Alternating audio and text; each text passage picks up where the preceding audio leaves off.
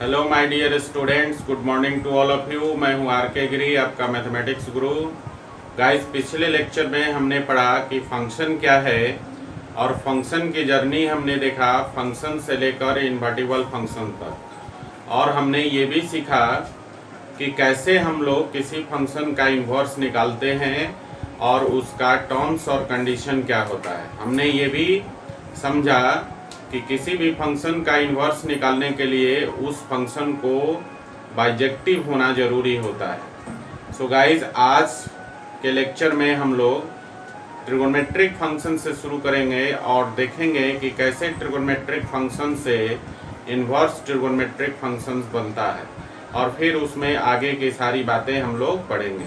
ठीक है गाइज? तो गाइज चलिए शुरू करते हैं।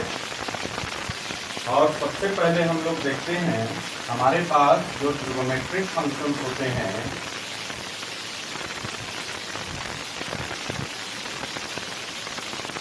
वाक्य से ट्रिगोनोमेट्रिक फंक्शन होता है, जिसके बारे में हम लोग ऑलरेडी 11th क्लास में अध्ययन कर चुके हैं। और ये छह कौन कौन से होते हैं देखिए। पहला होता है आपका साइन, ऐसे लिख दीजिए फंक्शन के फॉर्म में, एफ(x) = sin x। इसी तरह से दूसरा आपका f(x) = cos x। तीसरा हो गया आपका f(x) = tan x। चौथा है आपके पास f(x) = cot x। पांचवा है आपका f(x) = sec x। और छठा ट्रिगोनोमेट्रिक फंक्शन है f(x) = cos x। ये हमने ट्रिगोनोमेट्रिक फंक्शंस के बारे में ऑलरेडी 11th क्लास में पढ़ा हुआ है। अब हम लोग यहाँ ये जानने का प्रयास करेंगे कि ये जो ट्रिगोनोमेट्रिक फंक्शन है, क्या ये बाइजेक्टिव फंक्शन होते हैं, क्या इनका इन्वर्स एग्जिस्ट करेगा, और अगर इन्वर्स एग्जिस्ट करेगा तो उसके लिए क्या टर्म्स कंडीशन होगा। ठीक है ना? तो चलिए हम लोग एक एग्जाम्पल देखते हैं। सबसे पहले तो हम लोग ले लेते हैं, देखिए ध्यान से, एग्जाम्पल के लिए हम लोग लेट कर लेते हैं एक फंक्शन f(x) = sin x। ठीक है ना? एक को हम लोग चेक कर लेंगे। वैसे आपको बेसिक नॉलेज जो है ट्रिगोनोमेट्रिक फंक्शन के बारे में, वो ये नॉलेज है कि ट्रिगोनोमेट्रिक फंक्शन बेसिकली क्या होते हैं। बेसिकली ये पीरियोडिक फंक्शन होते हैं। इसका मतलब ये हुआ कि सर्टेन इंटरवल पर इनकी जो वैल्यू है वो उसको रिपीट करता है। ठीक है ना? ये हमारे पास ऑलरेडी नॉलेज है ट्रिगोनोमेट्रिक फंक्शन के बारे में। तो देखते हैं कि सर्टेन इंटरवल पर जब ट्रिगोनोमेट्रिक फंक्शन अपने वैल्यू को रिपीट करना शुरू करता है तो उस कंडीशन में क्या ये बाइजेक्टिव होगा। ठीक है ना? तो चलिए, अब हमने ले लिया है यहाँ पर एक फंक्शन ले लिया trigonometric function f(x) = sin x। अब इसके हम लोग कुछ वैल्यू 0 से 360 डिग्री के बीच में जितने भी इसके मान होते हैं उस पर हम लोग चेक करते हैं। तो देखिए, इसके लिए हम क्या करते हैं कि दो सेट ले लेते हैं। एक सेट ले लेते हैं हम लोग x का और दूसरा सेट हम लोग ले लेते हैं f(x) का। ठीक है गाइस? अब देखिए, x और f(x) के बीच में फंक्शन जो डिफाइंड है वो है आपका f। ठीक है? अब यहाँ हम लेते हैं जैसे 0 डिग्री हो गया, उसके बाद 30 डिग्री हो गया, उसके बाद 45 डिग्री हो गया, 60 डिग्री हो गया, 90 डिग्री हो गया, 120 डिग्री, उसके बाद जो है 135 degree, 150 degree, 180 degree, 210 degree, 225 degree, 240 degree, 270 degree, उसके बाद 300 डिग्री, 315 डिग्री, 330 डिग्री और 360 डिग्री। ये हमारे पास 0 से 360 के बीच में जितने भी स्टैंडर्ड एंगल्स हैं उसका हमने एक सेट लिया, जिसको एक सेट लिया। और आपको ये मालूम है कि sin x जो फंक्शन है, sin x फंक्शन की जो वैल्यू आती है साइन एक्स -1 से 1 के बीच में लाई करते हैं, ये आप ऑलरेडी जानते हैं। तो कौन कौन सा वैल्यू -1 से 1 के बीच में होता है? स्टैंडर्ड वैल्यू 0 का वैल्यू एक तो होता है 0, और फिर आपका 1/2, फिर 1/√2, फिर √3/2 और फिर 1। इसी प्रकार से नेगेटिव वैल्यू भी देता है -1/2, -1/√2, -√3/2 और -1। ये आपके पास जो है 9 वैल्यू हैं। देखिए, एक 0 हो गया और 0 से 4 ऊपर पॉजिटिव और 4 नीचे नेगेटिव। ठीक है, अब हम लोग इसको देखते हैं। साइन के लिए अगर हम यूज करें तो साइन 0 डिग्री का वैल्यू होता है 0। देखिएगा, इसी तरह साइन 30 डिग्री का वैल्यू आपका होता है 1/2। साइन 30 डिग्री का वैल्यू 1/2। फिर साइन 45 डिग्री का वैल्यू 1/√2। साइन 60 डिग्री का वैल्यू √3/2 और साइन 90 डिग्री का वैल्यू 1। अब साइन 120 डिग्री का वैल्यू √3/2। साइन 135 डिग्री का वैल्यू 1/√2। साइन 150 डिग्री का वैल्यू 1/2। साइन 180 डिग्री का वैल्यू 0। साइन 210 डिग्री का वैल्यू -1/2। साइन 225 डिग्री का वैल्यू -1/√2। साइन 240 डिग्री का वैल्यू -√3/2। साइन 270 डिग्री का वैल्यू -1। साइन 300 डिग्री का -√3/2। साइन 315 डिग्री का वैल्यू -1/√2। साइन 330 डिग्री का वैल्यू -1/2 और साइन 360 डिग्री का वैल्यू 0। ठीक है, अब यहाँ पर आप ध्यान से देखिए, आप देखेंगे कि 0, 180 और 360 ये 3 डिफरेंट वैल्यू है x के, और ये तीनों डिफरेंट वैल्यू के लिए आप देखेंगे इसका इमेज एक ही आता है। देख रहे हैं ना? More than 1 element of set x has same image in set fx। देख रहे हैं? तो इस कंडीशन में इसी प्रकार से और भी वैल्यू आप देख सकते हैं। यहाँ पर देखिए 30 डिग्री और 150 डिग्री का वैल्यू, 30 डिग्री और 150 डिग्री का वैल्यू आपका 2 डिफरेंट वैल्यू ऑफ एक्स का सेम इमेज आता है 1/2। इसी प्रकार से आप और भी वैल्यू देख सकते हैं, -210 डिग्री 210 डिग्री और उसके बाद 330 डिग्री, 210 डिग्री और 330 डिग्री, इन दोनों का वैल्यू आप देखेंगे कि -1/2 आता है। तो आप क्या देख रहे हैं, इतने सारे एग्जाम्पल जो है सफिशिएंट है आपको समझने के लिए। आप यहाँ पर ये देख रहे हैं कि एक से ज्यादा डिफरेंट वैल्यू के लिए सेम इमेज मिल रहा है fx में। तो ये कंडीशन जो है 1-1 की कंडीशन नहीं होती। 1-1 फंक्शन ये कहता है कि different element of set x has different image in set fx। ठीक है ना?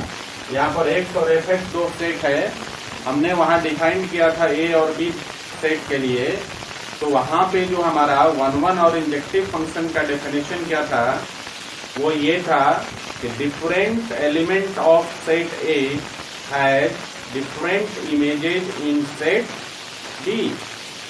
तो उसके आधार पर हम ये बोल सकते हैं कि यहाँ जो fx is equal to sine x जो अपना ट्रिगोमेट्रिक फंक्शन है, ये 1-1 तभी होगा जब different element of set x has different images in set fx। But यहाँ हम जो देख रहे हैं वो ये देख रहे हैं कि x के डिफरेंट एलिमेंट्स हैं, बट fx में सेम इमेज बना रहा है। यहाँ पर हमने जैसे आपको बताया कि 0 डिग्री 180 डिग्री और 360 डिग्री का सेम इमेज है 0। इसी प्रकार हमने बताया कि 30 डिग्री 150 डिग्री का सेम इमेज है 1/2। इसी तरह हमने बताया 210 डिग्री और 330 डिग्री का सेम इमेज है -1/2। तो आप देख रहे हैं डिफरेंट वैल्यू है x के डिफरेंट वैल्यू के लिए सेम इमेज आपको मिल रहा है। तो ये जो फंक्शन है इट इज नॉट 1 1, अगर 1 1 नहीं है तो therefore it is also not 1 1 on 2। Clear? अगर 1 1 नहीं है तो ये 1 1 on 2 भी नहीं होगा। क्लियर है? इसका मतलब क्या हुआ कि ये जो ट्रिगोनोमेट्रिक फंक्शन था fx = sin x, ये आपका बाइजेक्टिव फंक्शन नहीं है, और बाइजेक्टिव फंक्शन नहीं है तो इसका इन्वर्स एग्जिस्ट नहीं करेगा। अब क्या करेंगे आप बताइए? हमने तो इनवर्स ट्रिगोनोमेट्रिक फंक्शन पढ़ना है, चैप्टर ही है हमें पढ़ना, और हम यहाँ पर ये देख रहे हैं कि ट्रिगोनोमेट्रिक फंक्शंस जो होते हैं वो आपके बाइजेक्टिव नहीं होते हैं। तो अब इनका इनवर्स कैसे एग्जिस्ट करेगा बच्चों? ठीक है ना, क्योंकि हमें पढ़ना तो है इनवर्स ट्रिगोनोमेट्रिक फंक्शन, लेकिन हम क्या देख रहे हैं कि ट्रिगोनोमेट्रिक फंक्शंस जो है वो बाइजेक्टिव नहीं है, तो इसका इन्वर्स कैसे एग्जिस्ट करेगा? तो गाइस एग्जिस्ट करेगा। इसके लिए हम लोग क्या करते हैं, इसके डोमेन में, ट्रिगोनोमेट्रिक फंक्शंस के डोमेन में एक इंटरवल को हम लोग रिस्ट्रिक्ट करते हैं। ठीक है ना? उसी पर्टिकुलर इंटरवल में ये जो ट्रिगोनोमेट्रिक फंक्शंस होते हैं वो बाइजेक्टिविटी को फॉलो करते हैं। मतलब उस पर्टिकुलर इंटरवल में ये जो ट्रिगोनोमेट्रिक फंक्शंस हैं अपने, ये 1 1 on 2 होंगे। ठीक है ना? तो हमें देखना होगा कि जो ट्रिगोनोमेट्रिक फंक्शंस का डोमेन है उसके कौन से रिस्ट्रिक्टेड इंटरवल्स में ये 1 1 on 2 को फॉलो करते हैं। जिस इंटरवल में 1 1 on 2 को फॉलो करेंगे उसी पर्टिकुलर इंटरवल में इन ट्रिगोनोमेट्रिक फंक्शंस का इन्वर्स एग्जिस्ट करेगा। ठीक है गाइस? चलिए, ये बात आपको समझ में आ गया कि in general trigonometric functions bijective नहीं होते हैं। तो इन जनरल ट्रिगोनोमेट्रिक फंक्शंस का इन्वर्स एग्जिस्ट नहीं करेगा। इन्वर्स एग्जिस्ट करने के लिए इनके डोमेन के किसी पर्टिकुलर जो इंटरवल है उसको हम लोग रिस्ट्रिक्ट करते हैं, और उसी पर्टिकुलर इंटरवल में इन ट्रिगोनोमेट्रिक फंक्शंस का इन्वर्स एग्जिस्ट करेगा। ठीक है गाइस? तो चलिए पहले आप इसको नोट कर लीजिए, फिर हम लोग ये भी देखते हैं इसी फंक्शन के लिए fx = sin x के लिए एक हम लोग यहाँ समझने का प्रयास करेंगे, एक एग्जाम्पल लेंगे कि कौन सा रिस्ट्रिक्टेड जो आपका डोमेन है, ठीक है ना, डोमेन में कौन सा रिस्ट्रिक्टेड जो एंगल्स हैं जिसके लिए ये 1 1 on 2 का फॉलो करता है। ठीक है? पहले इसको आप देखिए। तो गाइस हम लोग ये देखने का प्रयास करेंगे कि fx = sin x जो अपने पास ट्रिगोनोमेट्रिक फंक्शन है उसके लिए x का कौन कौन सा वैल्यू लेंगे ताकि fx का वैल्यू रिपीट ना करे। ठीक है?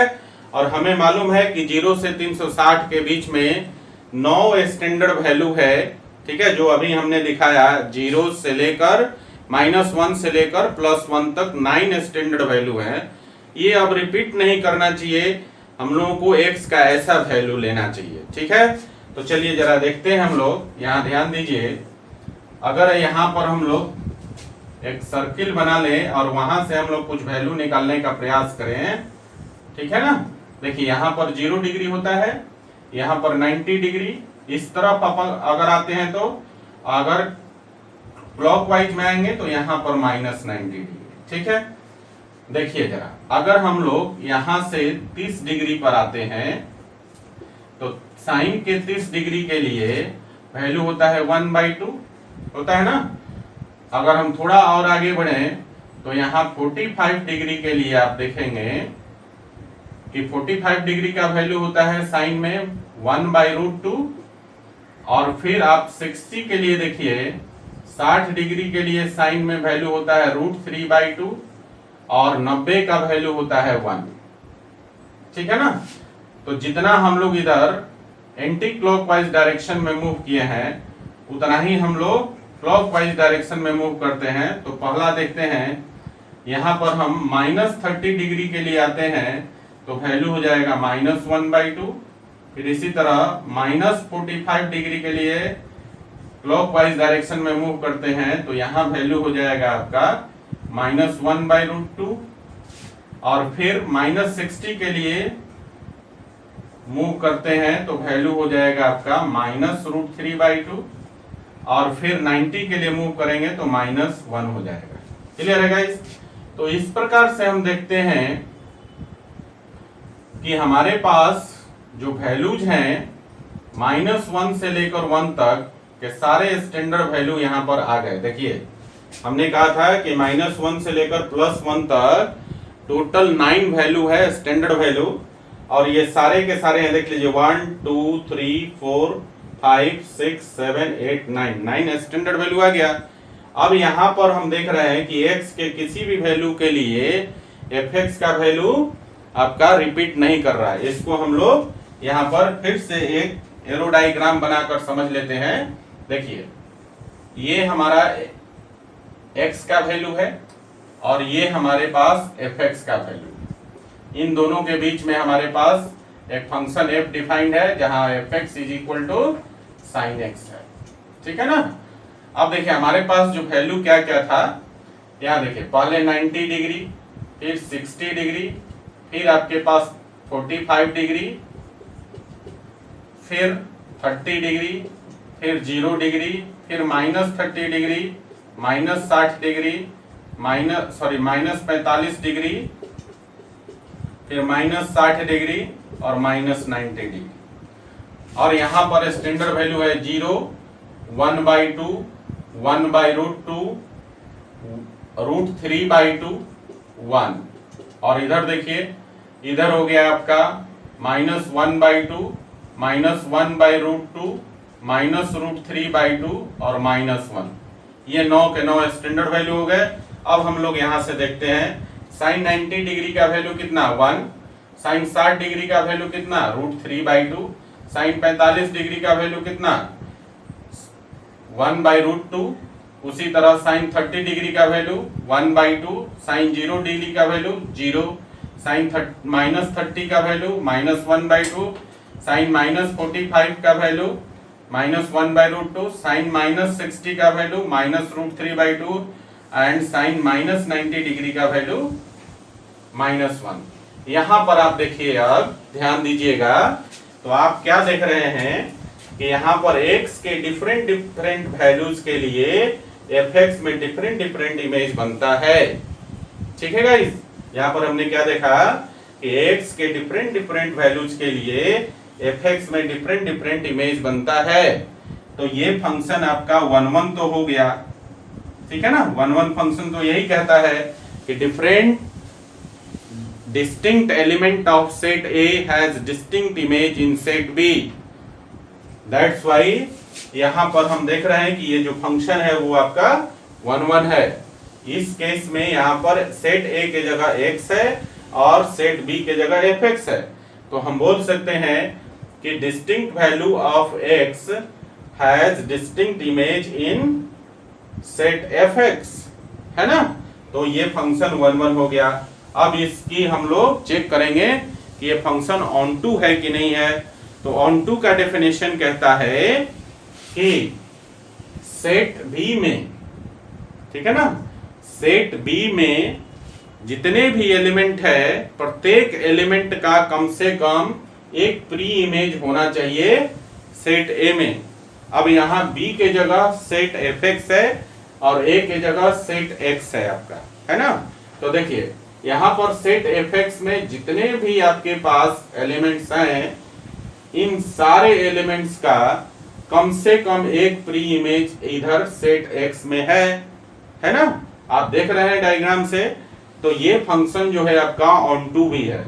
तो गाइज यहाँ पर जो fx = sin x है ये आपका अब 11/2 फंक्शन हो गया, और 11/2 का मतलब होता है बाइजेक्टिव फंक्शन। क्लियर?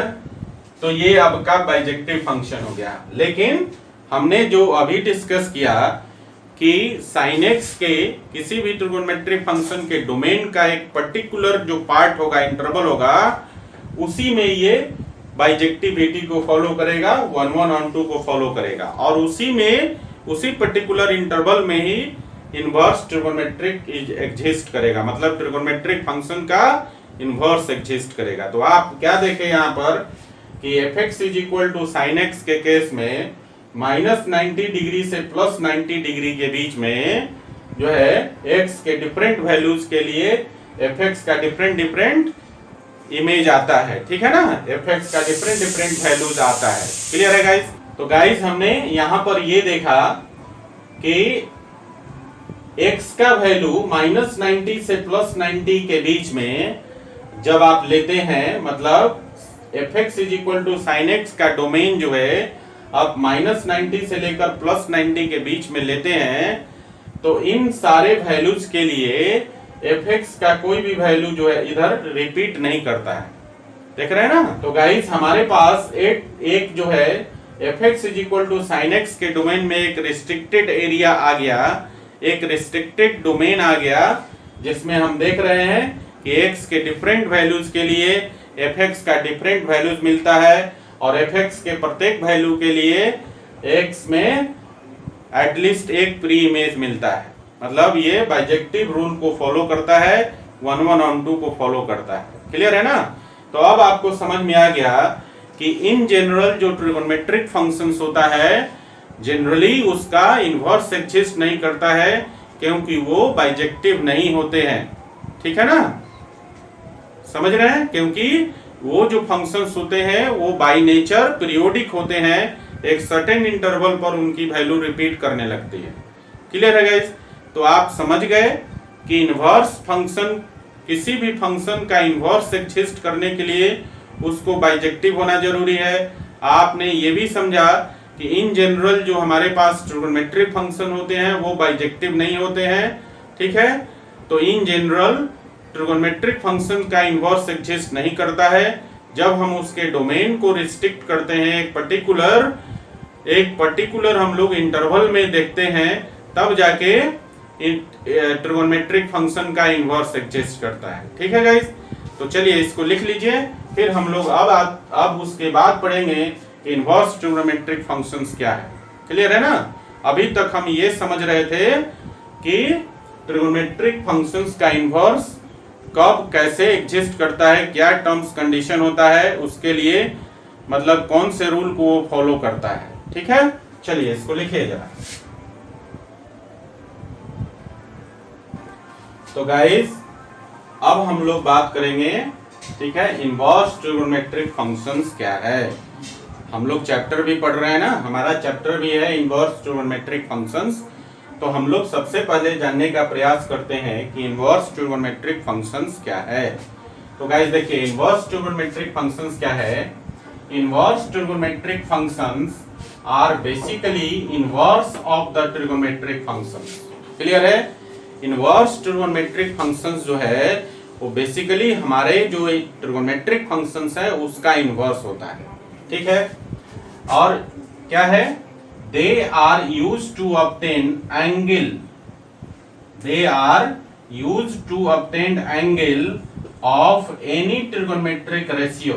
किसी भी ट्रिगोनोमेट्रिक रेशियो का एंगल निकालने के लिए मदद करता है। ठीक है?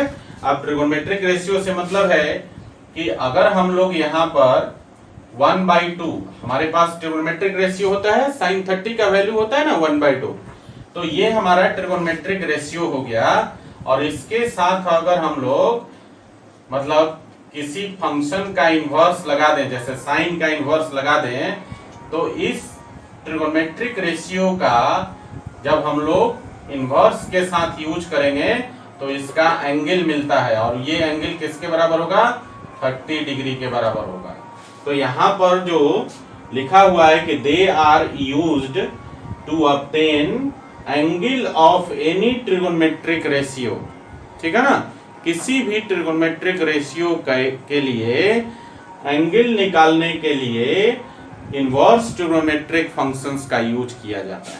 ठीक है, फिर से एक बार समझिए, जो यहाँ लिखा हुआ है कि they are used to obtain angle of any trigonometric ratio, किसी भी ट्रिगोनोमेट्रिक रेशियो का एंगल निकालने के लिए इनवर्स ट्रिगोनोमेट्रिक फंक्शंस का यूज होता है।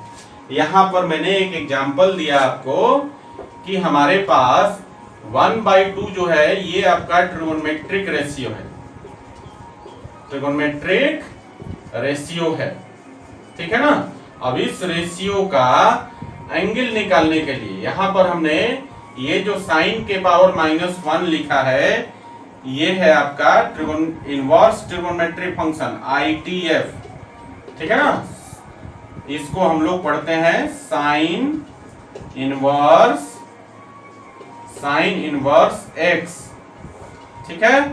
तो x के जगह अपने पास, सॉरी इतना ही पढ़िए, यहाँ पर इसको हम लोग पढ़ते हैं, ये हमारा है क्या, इनवर्स ट्रिगोनोमेट्रिक फंक्शन, और इसको पढ़ते हैं साइन इनवर्स, ठीक है ना। तो देखिए 1/2 जो ट्रिगोनोमेट्रिक रेशियो है, इसका साइन इनवर्स करेंगे तो इसका एंगल निकल जाएगा, ठीक है ना, और इसका एंगल हो जाएगा 30 डिग्री। तो हमने यहाँ पर ये समझने का प्रयास किया कि जो इनवर्स ट्रिगोनोमेट्रिक फंक्शंस होते हैं उसका यूज किसी भी ट्रिगोनोमेट्रिक रेशियो का एंगल निकालने के लिए किया जाता है, ठीक है गाइस।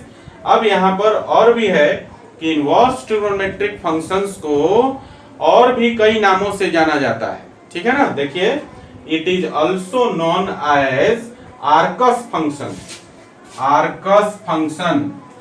और एंटी ट्रिगोनोमेट्रिक फंक्शंस और cyclometric functions. Inverse trigonometric functions को इनवर्स ट्रिगोनोमेट्रिक फंक्शंस के अलावा और भी 3 नामों से जाना जाता है, और ये 3 नाम कौन कौन से हैं, Arcus functions, anti trigonometric functions, ठीक है, और साइक्लोमेट्रिक फंक्शंस, ठीक है ना। तो गाइस मैं आपको ये कहना चाह रहा हूं कि आपके बुक में, आप तो विद्यार्थी हैं और आप डिफरेंट बुक्स का अध्ययन करते हैं, ठीक है ना। तो किसी बुक में ऐसा हो सकता है कि आर्कस फंक्शन लिखा हो। आर्कस फंक्शन को शॉर्टकट में ऐसे लिखते हैं, शॉर्टकट में इसको लिखते हैं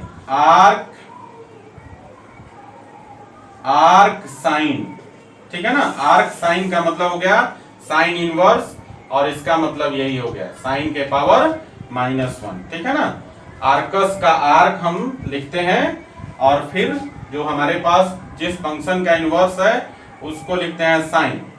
तो आर्क साइन का मतलब है साइन के पावर -1, या इसको पढ़ेंगे साइन इनवर्स। क्लियर है ना। तो गाइस मैं ये आपको बता रहा था कि इनवर्स ट्रिगोनोमेट्रिक फंक्शंस को इनवर्स ट्रिगोनोमेट्रिक फंक्शंस के अलावा और भी 3 नामों से जानते हैं। कौन कौन सा, आर्कस फंक्शंस और एंटी ट्रिगोनोमेट्रिक फंक्शंस और साइक्लोमेट्रिक फंक्शंस, ठीक है। इसमें से 2 का ही सिंबल्स यूज किया जाता है इनवर्स ट्रिगोनोमेट्रिक फंक्शंस के लिए। यहाँ पर ट्रिगोनोमेट्रिक फंक्शन होगा और उसके ऊपर -1 होगा। इसको हम लोग कैसे पढ़ेंगे, यहाँ साइन है तो साइन इनवर्स पढ़ेंगे, इसी तरह यहाँ पर tan होता तो tan इनवर्स पढ़ते, यहाँ पर cos होता तो cos इनवर्स पढ़ते, ठीक है ना। और दूसरा जो सिंबल यूज करते हैं, बेसिकली आपके बुक्स में मिलेंगे 2 ही प्रकार के सिंबल, या तो ट्रिगोनोमेट्रिक फंक्शन के पावर -1 लिखा हुआ मिलेगा, या फिर आर्क लिखा हुआ, ट्रिगोनोमेट्रिक फंक्शन से पहले आर्क लिखा हुआ मिलेगा, ठीक है ना। तो ये मिलेगा, और आप कहीं भी आर्कस फंक्शन या एंटी ट्रिगोनोमेट्रिक फंक्शंस या साइक्लोमेट्रिक फंक्शंस के टर्म में आपका अगर क्वेश्चन लिखा हुआ है तो आप डायरेक्टली यही समझेंगे कि यहाँ इनवर्स ट्रिगोनोमेट्रिक फंक्शंस की बात हो रही है, ठीक है गाइस। इतनी सारी बातें आपको समझ में आ गई। चलिए इसको जरा नोट कीजिए।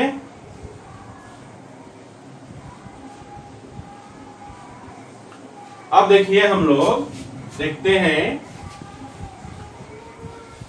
कि हमारे पास जो ट्रिगोनोमेट्रिक फंक्शन होता है कैसे उसका इनवर्स के मतलब उस ट्रिगोनोमेट्रिक फंक्शन के पावर -1 आ जाता है। इस बात को भी समझने का प्रयास करते हैं, ठीक है। तो देखिए यहां पर लेट कर लेते हैं कि हमारे पास एक फंक्शन है x is equal to sine theta, ये हमारा ट्रिगोनोमेट्रिक फंक्शन है। अब ये यहां से ट्रिगोनोमेट्रिक फंक्शन से इनवर्स ट्रिगोनोमेट्रिक फंक्शन कैसे बनता है, तो यहां पर जो ट्रिगोनोमेट्रिक फंक्शन है साइन को हम इस तरफ ले आते हैं। तो जैसे ही हम इस तरफ ले आते हैं यहां पर आप देखेंगे साइन के पावर क्या है 1, कुछ भी पावर नहीं दिखाई दे रहा है, तो हम ऐसा कंसीडर कर लेते हैं कि यहां पर इसका पावर 1 है। तो जब हम लोग दूसरी साइड ले जाएंगे इक्वल टू के दूसरी साइड ले जाएंगे, जिस भी एक्सप्रेशन पर पावर 1 है उस एक्सप्रेशन को इक्वल टू के दूसरी साइड जब हम ले जाते हैं तो उस पर पावर -1 हो जाता है, ठीक है ना। ऐसा हम लोग लॉज पढ़े हैं सर्ड और इंडिसेज में, ठीक है। तो इसको हम इस तरफ लाते हैं तो इस पर क्या हो जाता है साइन के पावर -1 हो जाता है और ये x के साथ लग जाता है। और x यहाँ पर जो गाइज है ये आपका जो x है पर्टिकुलर हम इस x की बात कर रहे हैं, तो x जो है यहाँ पर ट्रिगोनोमेट्रिक रेशियो है, ट्रिगोनोमेट्रिक रेशियो है ये आपका x, ठीक है ना। और ये क्या है इनवर्स है, inverse of trigonometric function, inverse of trigonometric function है ये आपका, क्लियर है ना। और जब ये इधर आ गया आपका तो हो गया, अब इसको पढ़ेंगे साइन, पहले हम ट्रिगोनोमेट्रिक फंक्शन का उच्चारण करेंगे तो साइन इनवर्स, इसको क्या पढ़ेंगे साइन इनवर्स, साइन इनवर्स, ठीक है, साइन इनवर्स x। तो यहां पर मैंने क्या बताया कि साइन जब एक साइड से दूसरी साइड आ जाता है तो पावर -1 हो गया और x के साथ लग गया, तो इसको हम कहेंगे साइन इनवर्स x, ठीक है। और इधर क्या बच गया, साइन जब चला गया तो इधर बच गया थीटा।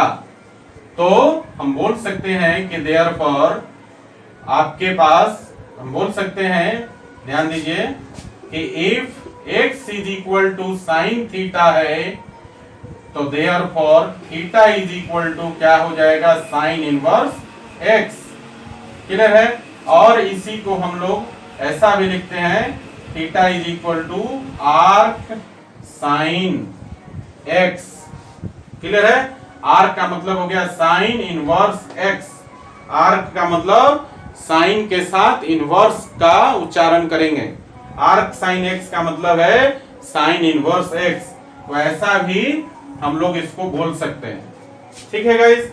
अब है इसको हम लोग फिर से, ठीक है ना, रिवर्स भी कर सकते हैं। और रिवर्स कैसे कर सकते हैं ये बात देखिए कि हमारे पास अगर ऐसा हो जाए if theta is equal to sine inverse x, तो देखिए साइन इनवर्स को जब आप इस तरफ ले आएंगे तो ये हो जाएगा साइन थीटा, जब इनवर्स को आप ले आएंगे इस तरफ तो पावर 1 हो जाएगा, ठीक है। तो ये हो जाएगा sine theta is equal to x, therefore x is equal to sine theta. तो समझ रहे हैं, इनवर्स ट्रिगोनोमेट्रिक फंक्शन को रिवर्स कर देंगे तो ट्रिगोनोमेट्रिक फंक्शन हो जाएगा, और ट्रिगोनोमेट्रिक फंक्शन को रिवर्स कर देंगे तो इनवर्स ट्रिगोनोमेट्रिक फंक्शन हो जाएगा, क्लियर है गाइस। तो आपको ये बात समझ में आया कि कैसे हम लोग ट्रिगोनोमेट्रिक फंक्शन से इनवर्स ट्रिगोनोमेट्रिक फंक्शन बनाते हैं और कैसे हम लोग इनवर्स ट्रिगोनोमेट्रिक को फिर से रिवर्स करके ट्रिगोनोमेट्रिक फंक्शन बना देते हैं, क्लियर हो गया। अब बात आती है डेफिनेशन में, हमने एक चीज पढ़ा कि जो इनवर्स ट्रिगोनोमेट्रिक फंक्शंस है बेसिकली हम लोग क्या करते हैं, उसका यूज किसी ट्रिगोनोमेट्रिक फंक्शंस के रेशियो का एंगल निकालने में करते हैं, ठीक है। तो हमने यहां पर बताया कि देखिए ये आपका ट्रिगोनोमेट्रिक रेशियो है x, ठीक है, और इसका जो साइन इनवर्स है वो क्या दे रहा है, एंगल ही दे रहा है ना। यहां पर ध्यान दीजिएगा x is equal to sine theta में थीटा क्या है, एंगल है। यहां पर थीटा का वैल्यू 0 डिग्री से लेकर और आगे कुछ भी आप ले सकते हैं ना। तो यहाँ पर थीटा क्या है, वो आपका एंगल है, ठीक है। जब साइन इस तरफ आ जाएगा, ट्रिगोनोमेट्रिक रेशियो के साथ आ जाएगा, तब ये आपका एंगल दे देगा, ठीक है। क्लियर है गाइस। इसको एक और छोटा सा एग्जांपल से आप समझ सकते हैं। जैसे हम अगर लिखते हैं वी नो दैट, देखो ध्यान से, we know that sine 45 degree, या ऐसे लिखो 1/√2 का वैल्यू साइन 45 डिग्री के बराबर होता है ना। तो यहां से जब इस तरफ लाएंगे, ये क्या है, 1/√2 आपका ट्रिगोनोमेट्रिक रेशियो है, TR लिख देते हैं, ये है ट्रिगोनोमेट्रिक रेशियो। और ये क्या है, 45 डिग्री आपका एंगल है गाइस। यहां पर हम एंगल नहीं निकाल सकते हैं, यहां पर हम बोलते हैं कि sine of that angle is equal to 1/√2, ये बोलते हैं। मतलब जो ट्रिगोनोमेट्रिक फंक्शन साइन है, उसका 45 डिग्री 1/√2 के बराबर होता है, ठीक है। लेकिन हमें क्या करना है कि 45 डिग्री को निकालना है, तो क्या करते हैं, इस साइन को हम इक्वल टू के दूसरी साइड लाते हैं, और जब ये साइन इक्वल टू के दूसरी तरफ आता है तो ये इनवर्स हो जाता है, ठीक है। और इनवर्स होके ट्रिगोनोमेट्रिक रेशियो के साथ लग जाता है। कैसे, तो यहां पर लग जाता है साइन इनवर्स 1/√2, और जब ये इधर से साइन इधर आ जाता है, तो ऑटोमेटिकली जो ये एंगल है वो आपका फ्री हो जाता है। तो हम लोग ने देखा कि इनवर्स ट्रिगोनोमेट्रिक फंक्शंस का यूज हम लोग किसी भी ट्रिगोनोमेट्रिक रेशियो के लिए उसका एंगल निकालने के लिए करते हैं। बात क्लियर हो गई। चलिए इसको नोट डाउन कर लीजिए जरा। तो गाइस आप अच्छी तरह समझ गए कि इनवर्स ट्रिगोनोमेट्रिक फंक्शंस क्या है, ठीक है ना। तो देखिए जरा कौन कौन से इनवर्स ट्रिगोनोमेट्रिक फंक्शंस होते हैं, इसको भी समझ लीजिए। एक तरफ मैं लिखता हूं ट्रिगोनोमेट्रिक फंक्शंस, देखिए यहां पर ट्रिगोनोमेट्रिक फंक्शंस, और दूसरी तरफ लिखता हूं मैं इनवर्स ट्रिगोनोमेट्रिक फंक्शंस।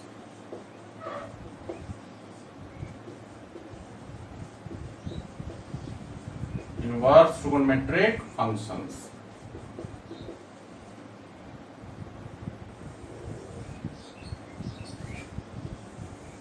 ठीक है गाइस। इसको शॉर्टकट में ITF बोलते हैं, इनवर्स ट्रिगोनोमेट्रिक फंक्शंस को, ठीक है। देखिए अब हमारे पास जो पहला ट्रिगोनोमेट्रिक फंक्शन होता है वो होता है आपका x is equal to sine theta. अब साइन को आप इस तरफ ले जाएंगे तो पहला इनवर्स ट्रिगोनोमेट्रिक फंक्शन क्या हो जाएगा, इधर बच जाएगा थीटा, तो theta is equal to sine inverse x। Clear है। इसी प्रकार से साइन इनवर्स को आप इस तरफ कर देंगे तो x is equal to sine theta हो जाएगा, ठीक है ना। रिवर्स, एक दूसरे का रिवर्स हो जाता है। दूसरा आपके पास जो ट्रिगोनोमेट्रिक फंक्शन है x is equal to cos theta, और कॉस को आप इस तरफ करेंगे तो दूसरा जो इनवर्स ट्रिगोनोमेट्रिक फंक्शन बनेगा वो बन जाएगा आपका theta is equal to cos inverse x। Clear. तीसरा है आपके पास x is equal to tan theta, और टाइन को आप इस तरफ कर दीजिएगा तो तीसरा जो इनवर्स ट्रिगोनोमेट्रिक फंक्शन बनेगा theta is equal to tan inverse x। इसी प्रकार से चौथा हो जाएगा आपका x is equal to cot theta. Cot को आप इधर करेंगे तो चौथा जो इनवर्स ट्रिगोनोमेट्रिक फंक्शन बनेगा वो हो जाएगा आपका theta is equal to cot inverse x। पांचवा है आपके पास x is equal to sec theta. Sec को आप इधर लाइए तो पांचवा इनवर्स ट्रिगोनोमेट्रिक हो जाएगा आपका theta is equal to sec inverse x। और फाइनली छठा जो है आपके पास x is equal to cosec theta. Cosec को आप इस तरफ करेंगे तो छठा इनवर्स ट्रिगोनोमेट्रिक हो जाएगा आपका theta is equal to, inverse trigonometric function हो जाएगा आपका theta is equal to cosec inverse x। Clear है गाइस। तो आपने देखा कि हमारे पास 6 ट्रिगोनोमेट्रिक फंक्शंस होते हैं और इन 6 ट्रिगोनोमेट्रिक फंक्शंस के कॉरेस्पॉन्डिंग 6 इनवर्स ट्रिगोनोमेट्रिक फंक्शंस होते हैं। क्लियर है गाइस? आज के लेक्चर में इतना ही, ठीक है। अगले लेक्चर में हम लोग अब इसके आगे पढ़ेंगे, ठीक है। बहुत सारी बातें अभी और भी है, इसके डोमेन्स, रेंज और सब क्या क्या होते हैं, इसकी इनवर्स ट्रिगोनोमेट्रिक फंक्शंस की प्रॉपर्टी क्या है, वो सारा कुछ हम पढ़ेंगे, लेकिन अब नेक्स्ट लेक्चर में पढ़ेंगे गाइस। आज के लेक्चर में इतना ही। मेरे ख्याल से आपको इनवर्स ट्रिगोनोमेट्रिक फंक्शन अच्छी तरह से समझ में आ गया होगा।